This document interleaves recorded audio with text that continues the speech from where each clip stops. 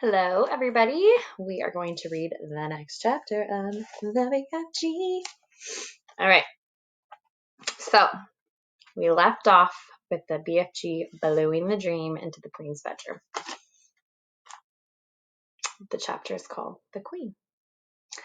Dawn came at last, and the rim of a lemon-colored sun rose up behind the rooftops, somewhere behind Victoria Station. A while later, Sophie felt a little of its warmth on her back and was grateful. In the distance, she heard a church clock striking. She counted the strikes. There were 7. She found it almost impossible to believe that she, Sophie, a little orphan of no real importance in the world, was at this moment actually sitting high above the ground on the windowsill of the Queen of England's bedroom, with the Queen herself asleep in there behind the curtain, not more than 5 yards away. The very idea of it was absurd. No one had ever done such a thing before. It was a terrifying thing to be doing. What would happen if the dream didn't work? No one, least of all the Queen, would believe a word of her story. It seemed possible that nobody had ever woken up to find a small child sitting behind the curtains on his or her windowsill. The Queen was bound to get a shock. Who wouldn't? With all the patience of a small girl who has something important to wait for, Sophie sat motionless on the windowsill. How much longer, she wondered. What time do queens wake up? Faint stirrings and distant sounds came to her from deep inside the belly of the palace. Then, all at once, beyond the curtains, she heard the voice of the sleeper in the bedroom. It was a slightly blurred sleep talker's voice. "Oh, no," it cried. "No, no, don't. Someone stop them. Don't let them do it. I can't bear it. Oh, please stop them. Oh, it's horrible.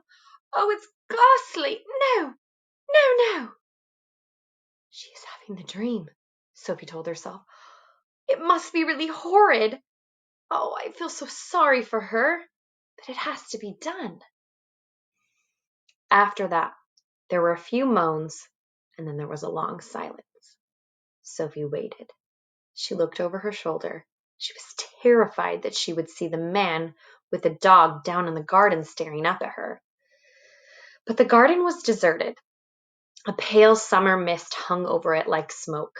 It was an enormous garden, very beautiful, with a large, funny-shaped lake at the far end. There was an island in the lake, and there were ducks swimming in the water. Inside the room, beyond the curtains, Sophie suddenly heard what was obviously a knock at the door. She heard the doorknob being turned. She heard someone entering the room. "Good morning, Your Majesty," a woman was saying.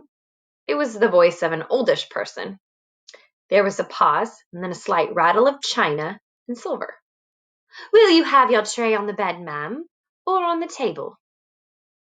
"Oh, Mary, something awful has just happened." This was a voice Sophie had heard many times on the radio and television, especially on Christmas Day. It was a very well-known voice.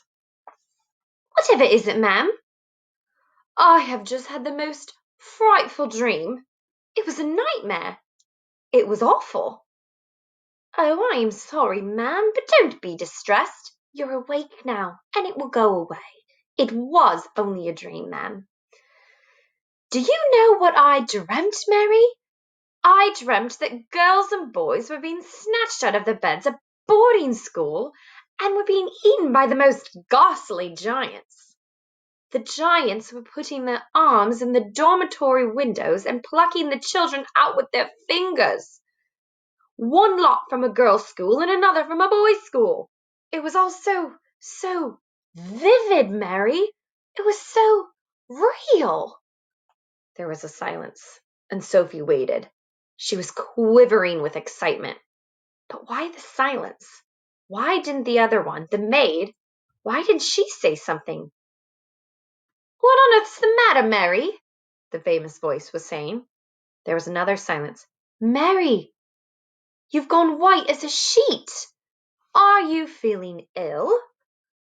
There was suddenly a crash and a clatter of crockery, which could only have meant that the tray that the maid was carrying had fallen out of her hands. "Mary!" the famous voice was saying rather sharply. "I think you'd better sit down at once. You look as though you're going to faint.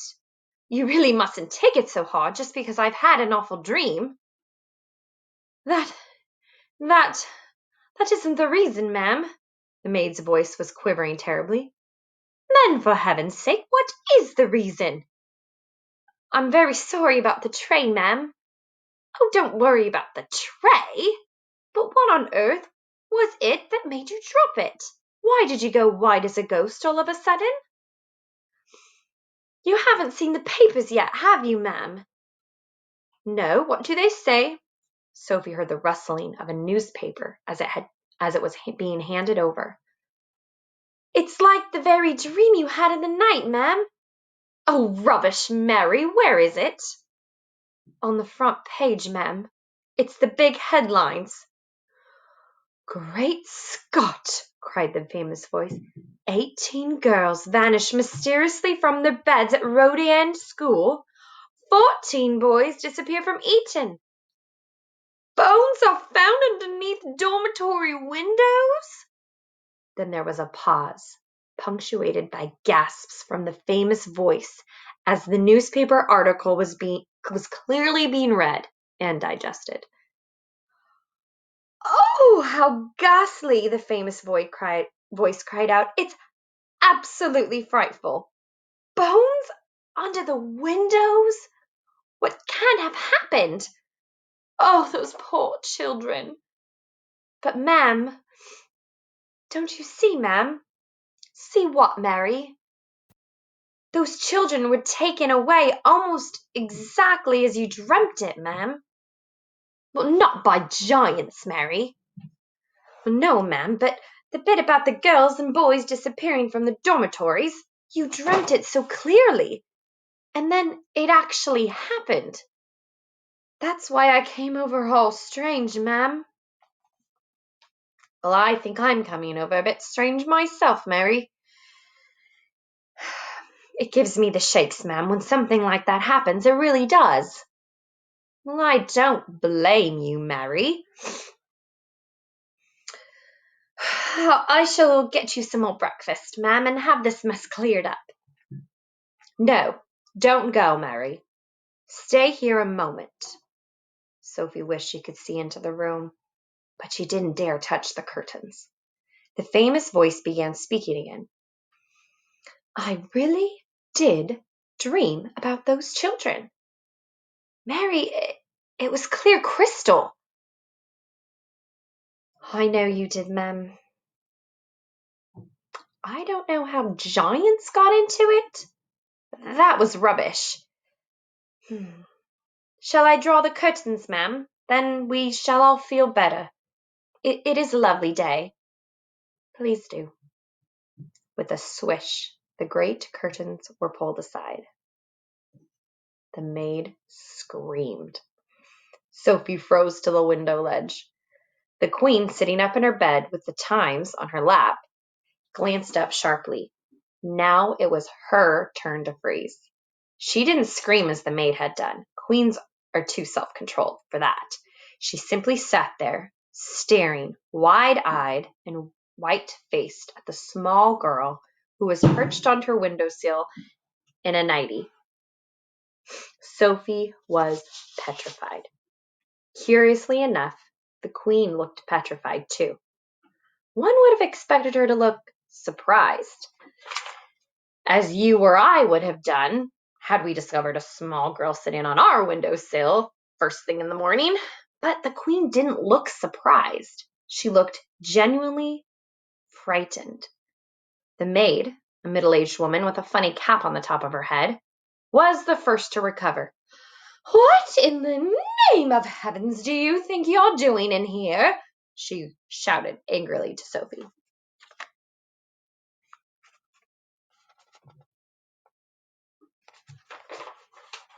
Sophie looked beseechingly towards the queen for help.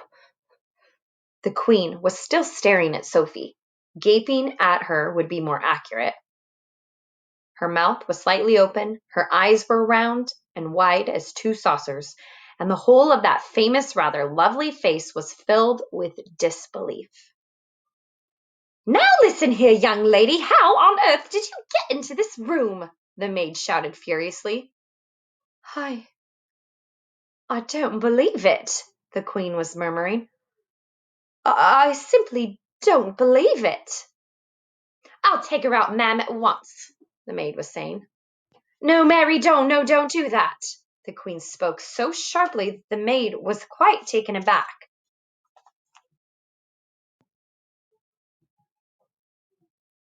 There's the queen in her bed. She turned and stared at the queen. What on earth had come over her? It looked as though she was in a state of shock.